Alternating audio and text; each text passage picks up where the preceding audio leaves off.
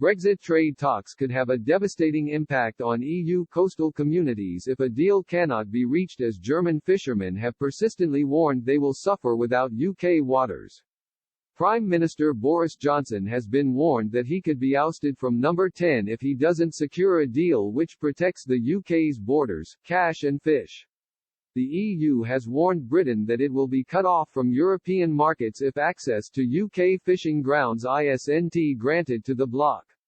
This issue, along with red lines on regulation, has caused trade talks between Brussels and London to stall. Brexiteer and former Brexit party MEP bin Habib warned today that Mr. Johnson could cost his party their place in power if he doesn't get the right deal. Mr. Habib said, "We are in the final days of determining what sort of Brexit Boris Johnson will deliver. The political consequences of not taking back control of our laws, borders, cash and fish would be vast. It would promote Keir Starmer to number 10.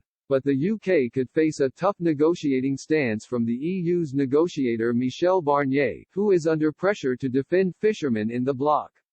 German fishermen from the island of Rügen in the Baltic Sea expressed fears that Brexit could mean a worst-case scenario for both sides.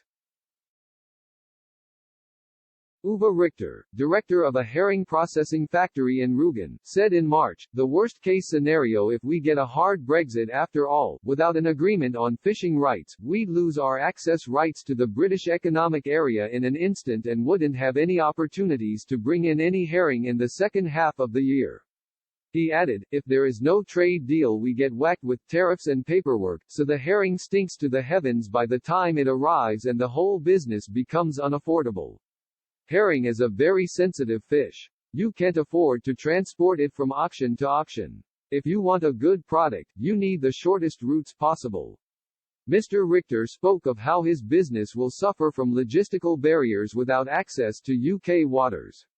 He said, "The quota may go up again, of course. But when you are at such a low level it may take longer than we can afford to wait.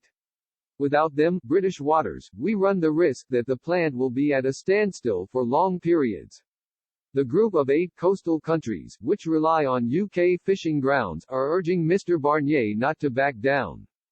Mr. Barnier has been speaking this week by video link to ministers from the Group of 8, including Ireland, Belgium, Spain, the Netherlands, Denmark, Germany, France and Sweden. Sean Odenoghu, chief executive of the Killybegs Fishermen's Organization, said, "Barnier is trying to twist fisheries ministers' arms, but my understanding is that he hasn't been successful in doing that.